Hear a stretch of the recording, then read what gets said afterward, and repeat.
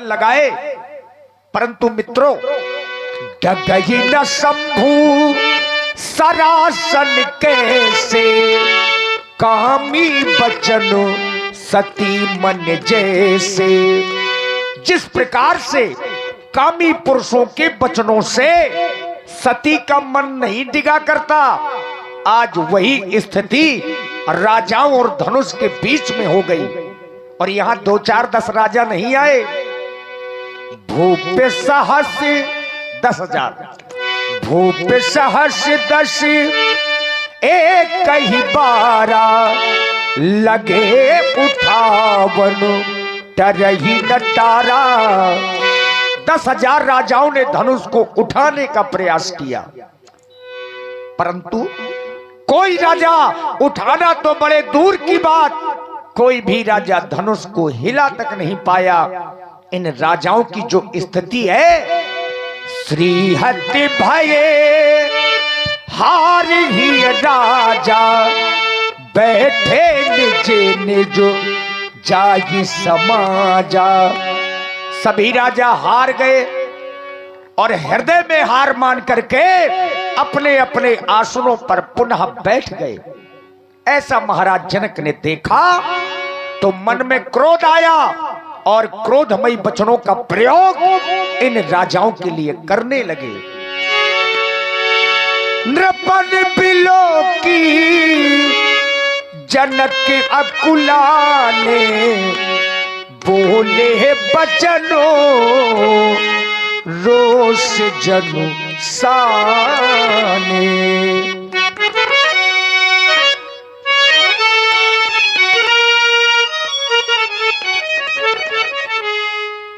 और समाप्त हो गया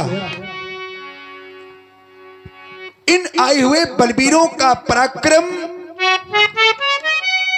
और समाप्त हो गया इनकी बाड़ी का वो जोश, और समाप्त हो गया इनकी बाड़ी का वो रोष। जो कुछ समय पूर्व मैंने देखा और अभी परिणाम प्राप्त हो गया कि इन आए हुए दीपांतर से महिपालों का बल और पराक्रम अब पराभव को प्राप्त हो गया।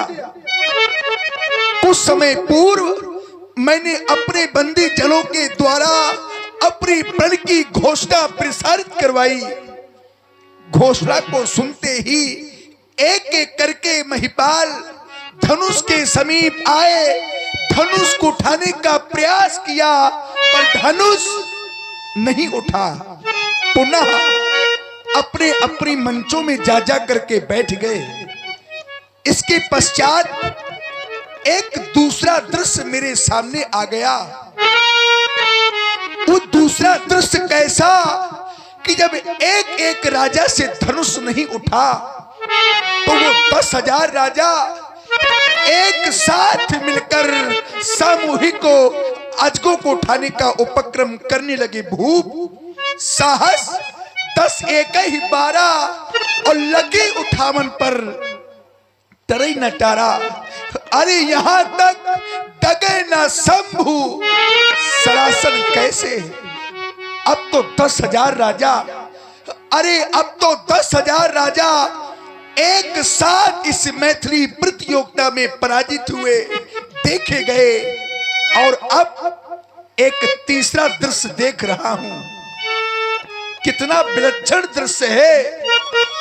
वो तीसरा दृश्य कैसा कि अब कोई भी महिपाल, अब कोई भी भूपाल, अरे अब तो कोई भी राजा धनुष के समीप आने का तो कोई साहस भी नहीं करता।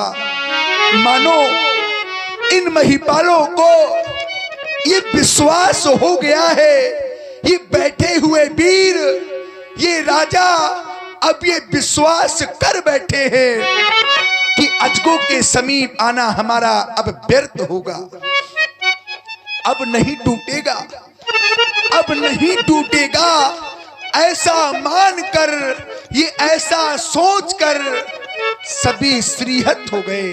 श्रीहत भय हार ही राजा और बैठे निज निज जाई समाजा। जब कोई भी वीर जब कोई भी वीर अजगों के समीप आएगा नहीं, अजगों को उठाएगा नहीं, तोड़ेगा नहीं, तो भला कैसे होगी हमारी प्रण की पूर्ति। जब ऐसी दशा मैंने इन महिपालों की देखी तो मेरे हृदय में अकुलाहट होने लगी। मैं अकुलाने लगा, मैं विकल होने लगा यह सोचकर कि क्या होगा मेरे प्रण का, और प्रण की पूर्ति न होने पर मेरी बेटी का क्या होगा, मेरी जानकी का क्या होगा, मेरी वैदेही का क्या होगा। इस स्वयंवर का साज, ये स्वयंवर का साज तो सजा का सजा रह जाएगा। और अब तो ऐसा लगता है कि बेटी जानकी की मांग अब सदा सदा के लिए सूनी रह जाएगी। मैंने तो कभी स्वप्न में भी नहीं सोचा था कि मेरे सपने सब धूल में मिलकर के रह जाएंगे। आशा अब निराशा का रूप धारण करने लगी। और मेरे बंधुओं, ये आस, ध्यान देना, ये आस जब बनकर के टूट जाती है तो या रूह किस तरह से कसमसाती है। अरे कोई पूछ लो उस बदनसीब बाबुल से जिसकी बेटी की बारात द्वारे से लौट जाती है। आज वही हो गया, आज वही हो गया जिसकी मैंने कभी स्वप्न में तक कल्पना न की थी।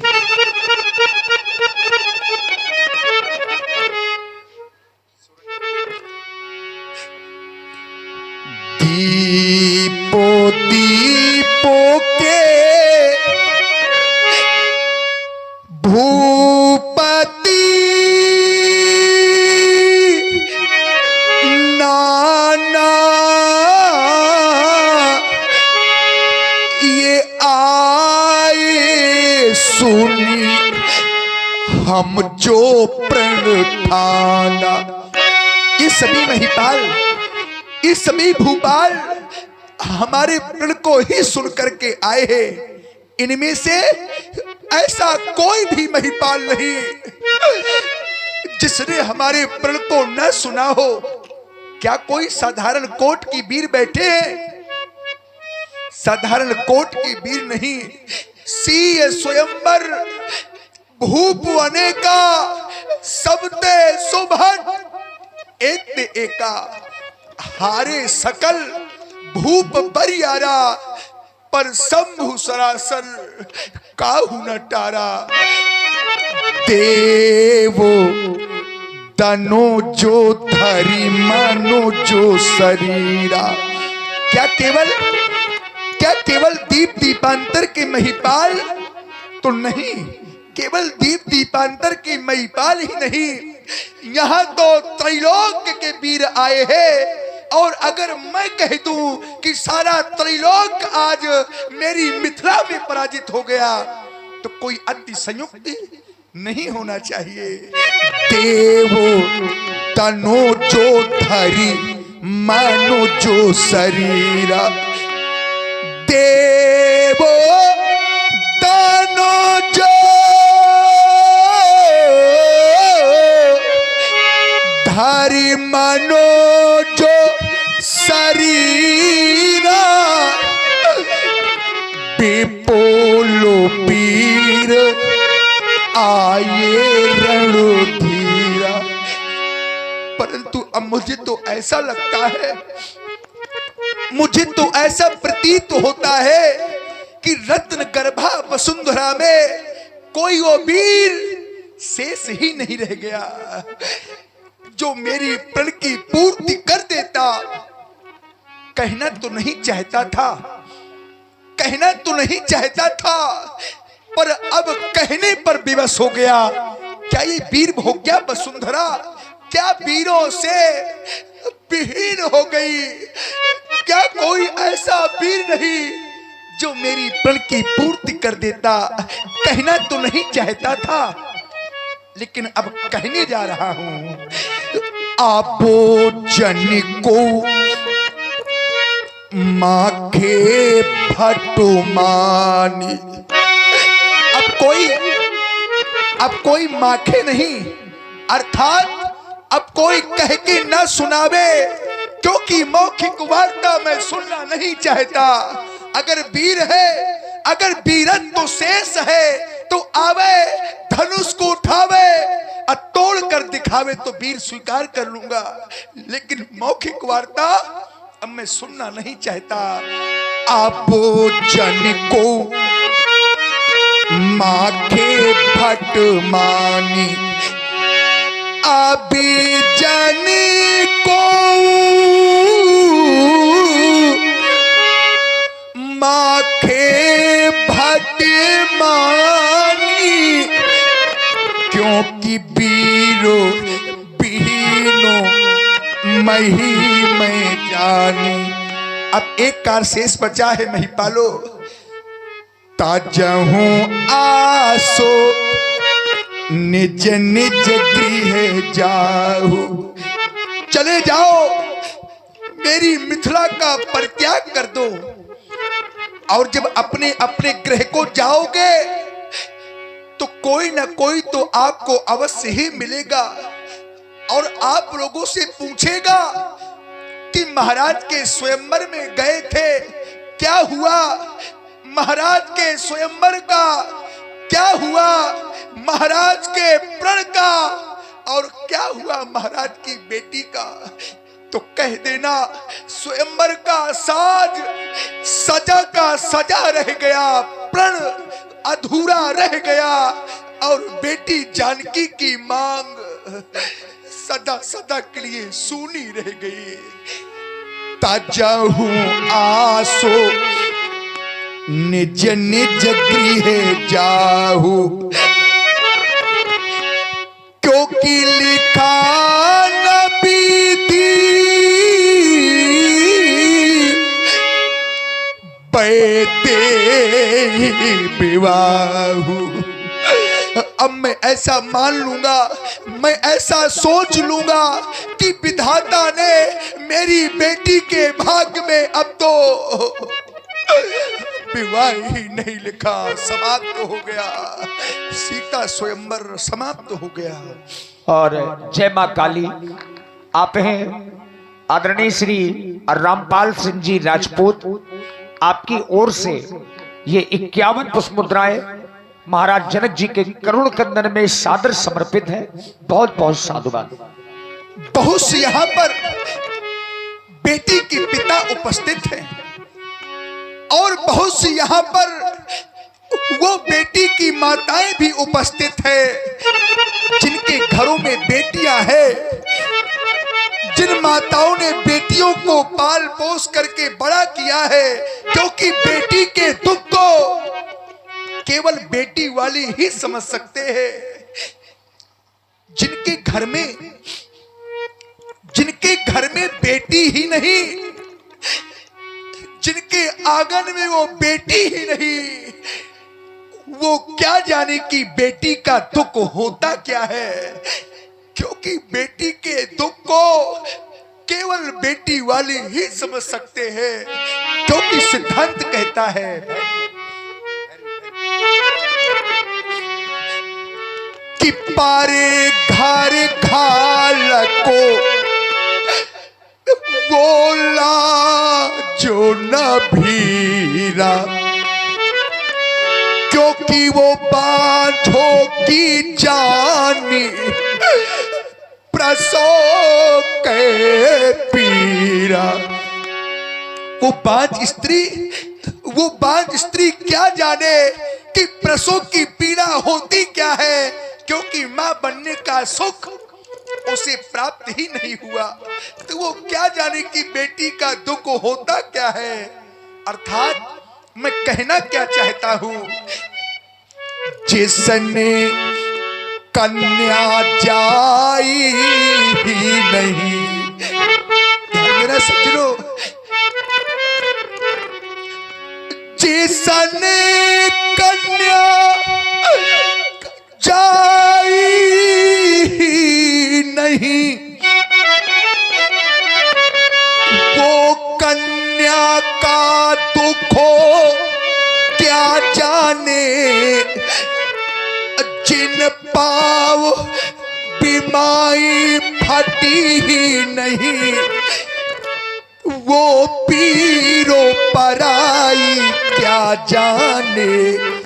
या तुम यह कह दो, जिसने की बेटी विदा ही नहीं, जिसने कभी बेटी को विदा ही नहीं किया, वो क्या जाने कि विदाई का दुख होता क्या है। सभी ने देखा होगा कि विदाई का दृश्य कैसा होता है। सज्जनों, एक दृश्य देख रहा था, प्रातः काल का समय था, एक बेटी के माता पिता अपनी बेटी को विदा कर रहे थे। मैं उस दृश्य को खड़े होकर के देखने लगा और देख करके अंतःकरण में इतनी पीड़ा हुई मेरे बंधुओं। उस पिता ने अपनी रोती हुई बेटी को, बिलखती हुई बेटी को, जो बेटी माँ माँ कहकर रो रही थी, उस बेटी को उस पिता ने अपने गोद में लेकर डोली में बैठा दिया। किसी तरह बेटी को अपने आप से दूर करके डोली में तो बैठा दिया, लेकिन वो पिता रोती हुई बेटी को देखता रहा और मूर्छा खाकर पृथ्वी पर गिर पड़ा। इतना दुख होता है, इतना कष्ट होता है जब एक पिता, एक माँ अपनी लाडली बेटी को अपने आप से दूर करते हैं।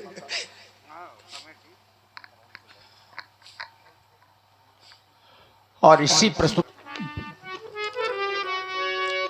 जिसने की बेटी विदा ही नहीं, जे सोने की बेटी विदा ही नहीं, वो दुख पिता का क्या जाने, जिसने कन्या जाई ही नहीं, वो कन्या का दुख क्या जाने। सज्जनों, याद करिए वो समय, जब समय आता है कन्यादान का। बहुत से ऐसे पिता बैठे होंगे, बहुत सी वो माताएं बैठी होंगी जिन्होंने अपनी बेटी का कन्यादान अवश्य किया होगा। मंडप के नीचे बैठकर जिस समय वो बेटी के माता पिता अपनी बेटी के पीले हाथ करते हैं और पीले हाथ करने के पश्चात अपनी बेटी का हाथ वर के हाथ में सौंप देते हैं, उस समय कैसा लगता है उस माँ को और कैसा लगता है उस पिता को। उस समय तो ऐसा लगता है कि आज मेरी बेटी नहीं, मानो कि कोई कलेजा निकाल कर लिए जा रहा है, ऐसा प्रतीत होता है। और मेरे बंधुओं, अब समय आता है विदाई का।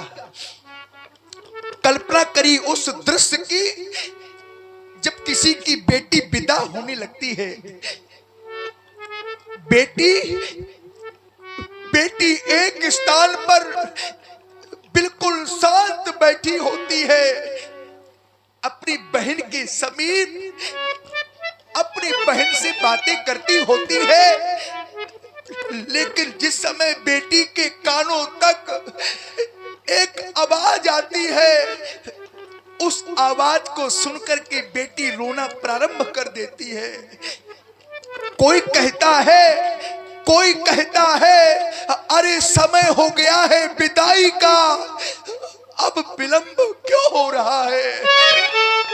जैसे जैसे इस वाक्य को बेटी सुन लेती है, बस फूट फूट करके रोना प्रारंभ कर देती है। अपनी बहन के गले से लिपट कर रोने लगती है। सज्जनों, बेटी सबसे भेंट करती है, लेकिन अपने पिता को नहीं देख पाती सन्मुख। तो एक व्यक्ति से कहती है, अरे जाओ मेरे पिता को मेरे समीप लेकर के आओ। वह व्यक्ति जाता है, बेटी के पिता को लेकर के आता है। बेटी का पिता आ तो जाता है, लेकिन जैसे वो पिता अपनी रोती हुई बेटी को देख लेता है रोते हुए, तो बस वो पिता उस दशा को देख नहीं पाता, बस वापस हो जाता है, चला जाता है दूर और एक कोने में छिप करके बैठ जाता है। इतना रोता है वो पिता, इतना रोता है। बेटी चारों ओर अपने पिता को देखती है, लेकिन जैसे वो रोती हुई बेटी सन्मुख अपने रोते हुए पिता को देखती है, बस दौड़ी दौड़ी जाती है। पिताजी पिताजी कहकर पिता के छाती से लिपट करके रोने लगती है। क्योंकि मेरे बंधुओं, ये विदाई का दृश्य होता ही ऐसा है। हर माँ रो देती है, हर पिता रो देता है। क्या दशा होती है जब बेटी विदा होती है? तो आचार्य प्रमाणित करते हैं व्यास जी कि बाहुरी बाहुरी बेटा ही महतारी और काई बिरलची रची का तो नारी। कैसे रोती है बेटी जब विदा होती है। तो आप लोगों ने उस बेटी को देखा होगा, तब लिपट लिपट कर मां से रोवे बेटी, तब लिपट लिपट कर मां से रोवे बेटी, तब वो मां व्याकुल हो जाती है। और वो मां करती क्या है? अपनी बेटी के मुख को चूम चूम छाती से उसे लगाती है। बेटी को अपने सीने से लगा लेती है। तो बेटी अपने जिस समय मां की दशा को देखती है कि मेरी मां तो बहुत रो रही है, कहीं ऐसा ना हो कि मेरी मां और भी अधिक रोने लगे। तो बेटी अपनी मां से कहती है, मां, अरे मां तू क्यों रो रही है? मां, हर बेटी को एक ना एक दिन अपनी मां से दूर होना पड़ता है, ये तो विधाता का नियम है। और रोती हुई बेटी अपनी मां से कहती है, मां मेरी मां तू क्यों रोती है? ध्यान देना, बेटी कहती है, मां मेरी मां तू क्यों रोती है? क्योंकि बेटी पराया धन होती है। मां कहती है, बेटी मैं ये जानती हूं कि बेटी पराया धन होती है। बेटी अपने माता पिता को छोड़ करके चली जाती है, लेकिन मां का हृदय बड़ा कोमल होता है बेटी। और आप हैं श्री गिरधारी लाल विश्वकर्मा जी, ग्राम गहरोली, आपकी ओर से 51 पुष्प मुद्राएं। और आप हैं आदरणीय श्री भानु बापू जी। श्री माँ कहती है बेटी, माँ का हृदय इतना कठोर कहाँ होता है जो ऐसे दृश्य को भी देख करके सह ले। वो माँ कहने लगती है, क्योंकि एक माँ की पीड़ा होती है।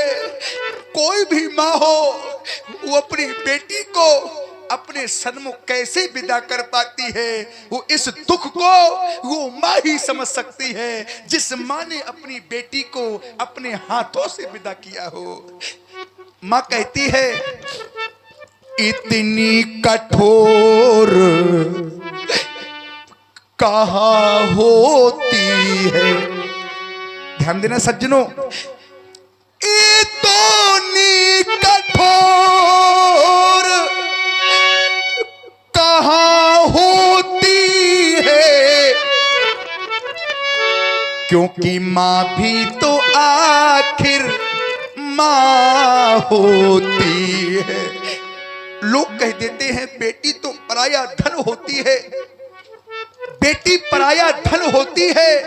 ये बेटियां पराया धन तो होती हैं, पर ये बेटियां अपने माता पिता के कलेजे का एक टुकड़ा होती है।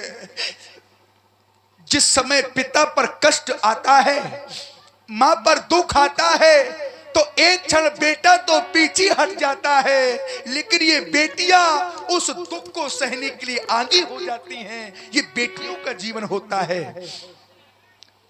और इसी करुण कंदन में आप हैं भाई अन्ना लंबरदार किलर पीक में समर्पित है। सभी को साधुवाद।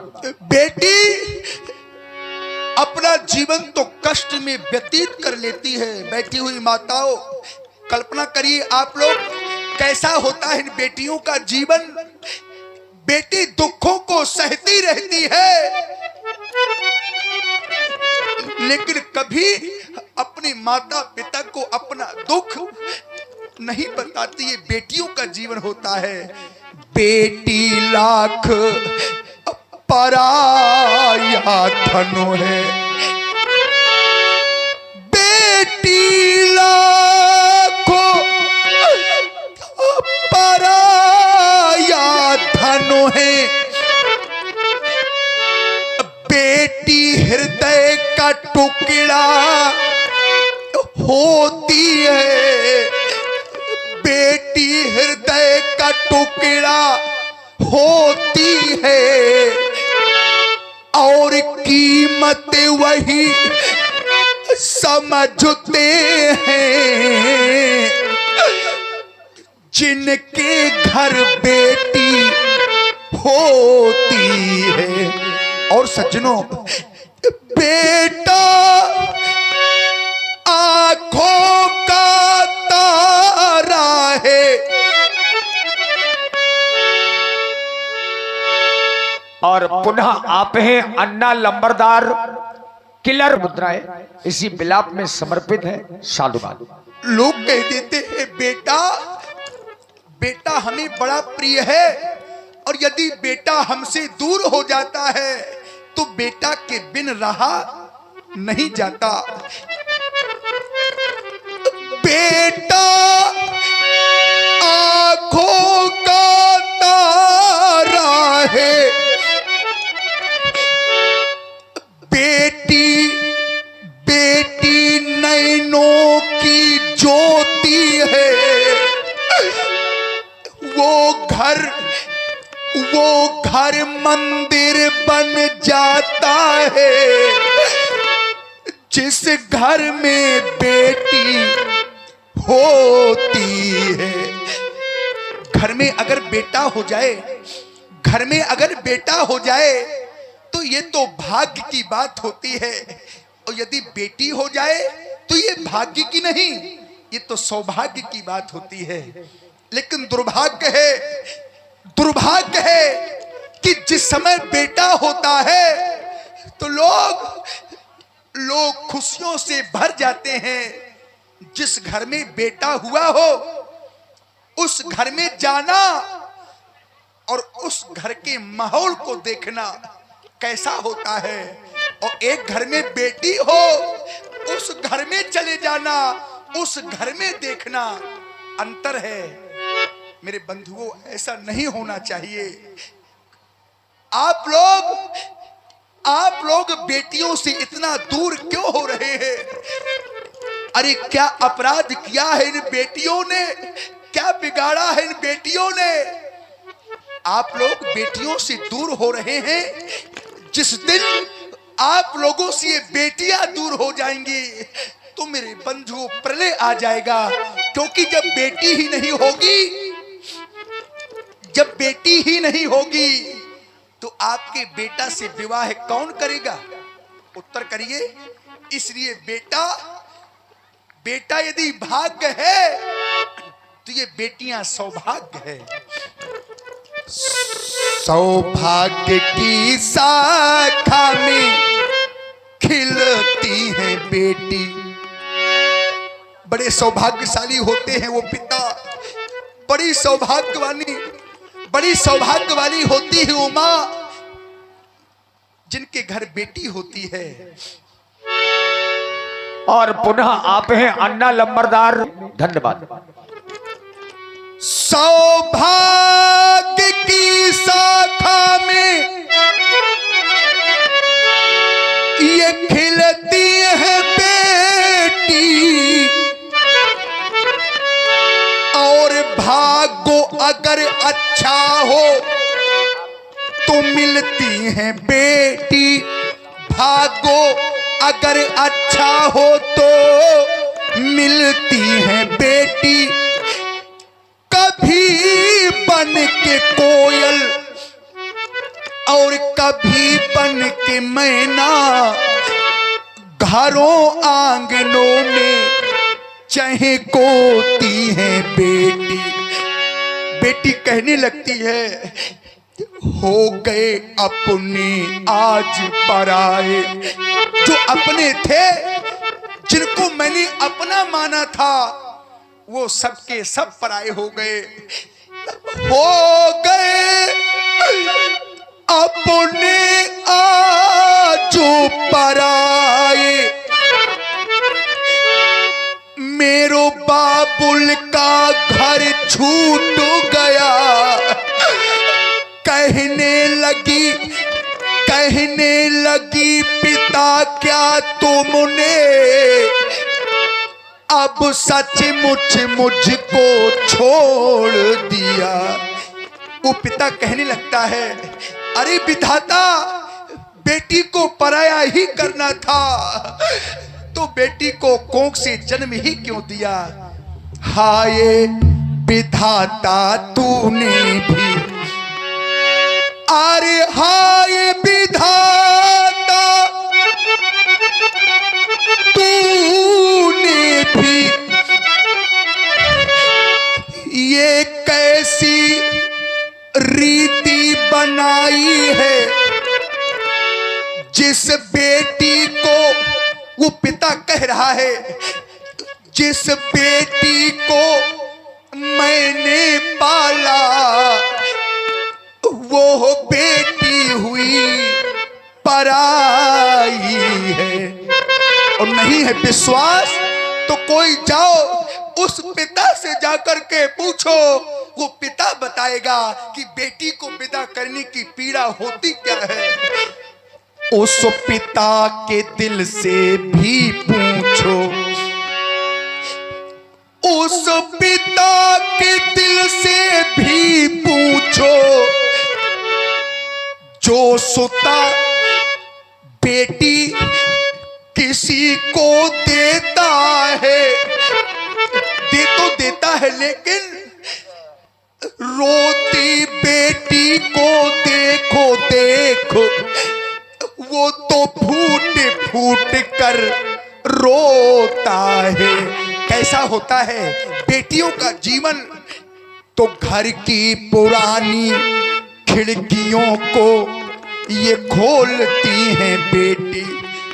अपनी माँ का ध्यान रखने वाली है तो बेटी, अपने पिता का ध्यान रखने वाली है तो बेटी, बूढ़े बुजुर्गों का ध्यान रखने वाली है तो ये बेटी। क्योंकि बेटियों का जीवन होता ही ऐसा है। और शिवन्या जो बिहारी से है, शिवन्या बिहारी से आपकी ओर से 51 पुष्प मुद्राएं, और इसी प्रस्तुति में आप हैं भैया मयंक जो देवरा से हैं, आपकी ओर से भी 51 पुष्प मुद्राएं सुंदर विलाप में समर्पित है। साधुवाद। घर की पुरानी खिड़कियों को ये खोलती हैं बेटी, घर की पुरानी खिड़कियों को ये खोलती है बेटी, और जिस घर में बेटी हो तो घर की दीवारें बोलती। सज्जनों, बेटियों ने हरदम घर का नाम रोशन किया है, और वक्त पर बन करके मीरा जहर का प्याला पिया है। और मेरे बंधुओं, जब बेटियां गाती हैं, हमारे देश की बेटियां जब गाती हैं, हमारे देश की एक बेटी ने, ध्यान देना मेरे बंधुओं, हमारे देश की एक बेटी ने इतना सुंदर गाया कि वो विदेशी राजा भी कहने लगे कि जब बेटी का देहावसान हो तो बेटी का हमें गला दिया जाए और गले में हम परीक्षण करके देखें कि ऐसा है क्या जो इस देश की बेटी इतना सुंदर गाती है। ऐसी बेटियों ने हमारे देश में जन्म लिया है। जब बेटियां गाती हैं तो वो स्वर के समंदर डोलते हैं, और मूर्ख हैं जो बेटियों को बेटों से कम तौलते हैं, क्योंकि बाप की पगड़ी है बेटी। क्योंकि बेटी उस पिता की मर्यादा भी होती है। बेटी अपने बाप की सर की पगड़ी होती है मेरे सज्जनों, क्योंकि बाप की पगड़ी है बेटी, मां का रेशमी परिधान है। और ये बेटियां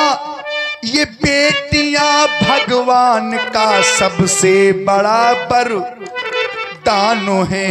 ये बेटियां भगवान का सबसे बड़ा वरदान है। आज के 1 वर्ष पहले मेरी बेटी जानकी ने विशाल आयुध को अपने बाम कर से उठा लिया। याद है ना वो दिन तुम्हें बेटी, जिस दिन तुमने धराली पने में, अगर तुमने बेटी धरा लिपने के समय विशाल आयुध को यदि तुमने बाम कर से ना उठाया होता बेटी, तो ये प्रण में कदापि ना करता। धराली पने में अगर तुमने बेटी, वो धराली पने में अगर तुमने बेटी, ये धनुष को जो कर में उठाया न होता, धनुष को जो कर में उठाया न होता, तो सच कहता बेटी ये मेरे हृदय में धनुर्भंग का भाव आया न होता, धनुर्भंग का भाव आया न होता। और मेरी बेटी याद कर वो दिन